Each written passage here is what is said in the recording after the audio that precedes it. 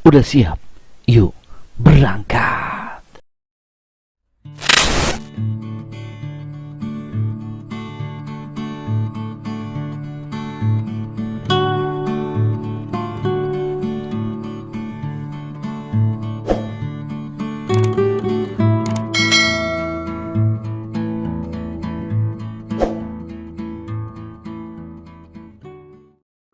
Assalamualaikum warahmatullahi wabarakatuh.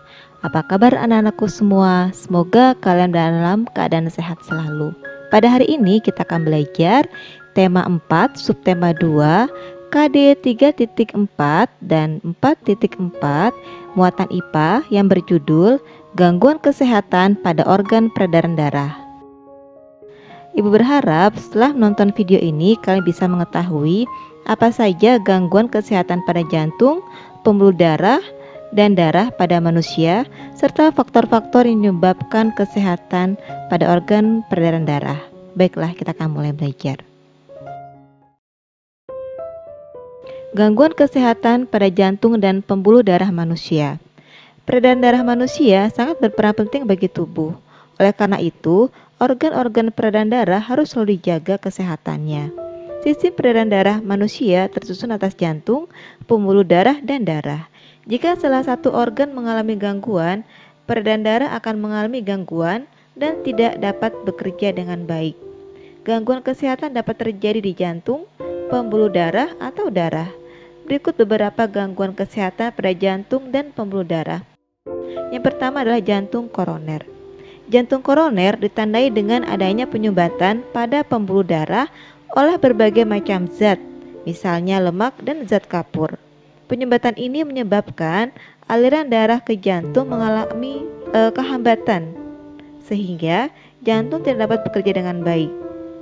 Gejala yang ditimbulkan oleh penyakit ini adalah sesak nafas, nyeri pada bagian tertentu, dan cepat lelah.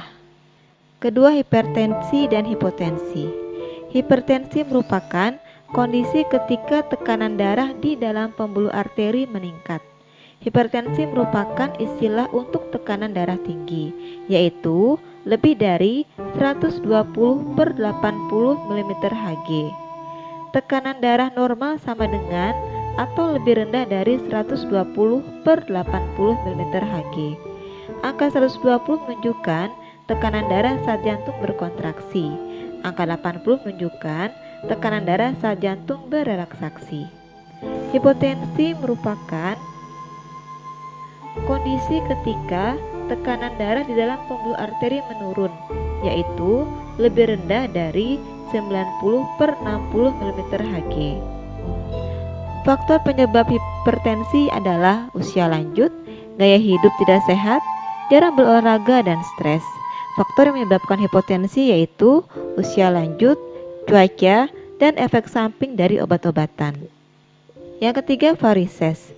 Varises ditandai dengan munculnya benjolan pada kulit berwarna keunguan. Hal itu disebabkan oleh adanya gangguan atau hambatan pada pembuluh darah vena dalam mengalirkan darah. Selain ada benjolan, varises ditandai dengan gejala pegal-pegal, rasa panas dan pedih, serta lelah di bagian tungkai. Penyebab varises antara lain karena faktor keturunan dan terlalu lama berdiri atau duduk bersila secara terus-menerus. Gangguan kesehatan pada darah manusia terbagi menjadi dua, karena faktor keturunan dan faktor non-keturunan. Berikut contoh gangguan kesehatan pada darah karena faktor keturunan. Pertama, hemofilia. Hemofilia adalah penyakit keturunan yang menyebabkan tubuh kekurangan protein yang dibutuhkan dalam proses pembekuan darah. Penderita hemofilia akan mengalami perdarahan lebih lama dibanding orang normal saat terjadi luka. Hemofilia dapat ditangani dengan pemberian obat, baik untuk mencegah timbulnya perdarahan maupun mengobati saat terjadi perdarahan.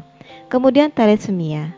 Thalassemia adalah kelainan pada darah yang tidak dapat memproduksi cukup hemoglobin.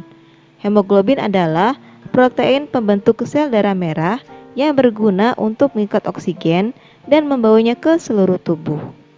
Pada penderita thalassemia, sel darah merah tidak bisa berfungsi dengan baik dan mudah rusak sehingga oksigen yang dialirkan ke seluruh tubuh tidak cukup. Gejala penyakit ini antara lain mudah merasa lelah, lemah hingga sesak nafas. Gangguan kesehatan darah faktor non-keturunan. Berikut contoh gangguan kesehatan pada darah manusia non-keturunan. Yang pertama, anemia. Anemia merupakan penyakit yang disebabkan oleh kurangnya sel darah merah dalam tubuh.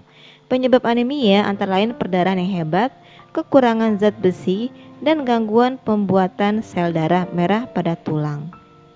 Gejala yang ditimbulkan antara lain mudah cepat lelah, lemas, sakit kepala, dan wajah terlihat pucat. Anemia dapat dicegah dengan mengkonsumsi makanan yang kaya akan zat besi, misalnya bayam, telur, ikan, dan daging sapi.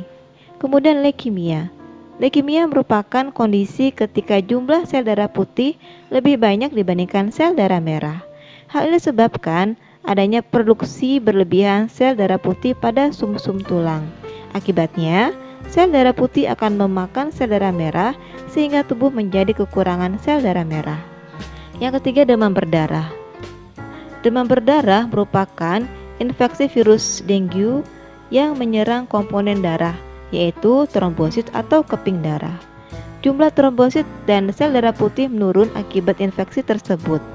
Penderita demam berdarah dapat mengalami perdarahan. Penderita demam berdarah harus segera dibawa ke dokter untuk mendapatkan pengobatan. Faktor-faktor yang memengaruhi kesehatan sistem peredaran darah ada 3 macam, yaitu gaya hidup, jenis makanan yang dimakan, dan faktor keturunan. Pertama, gaya hidup.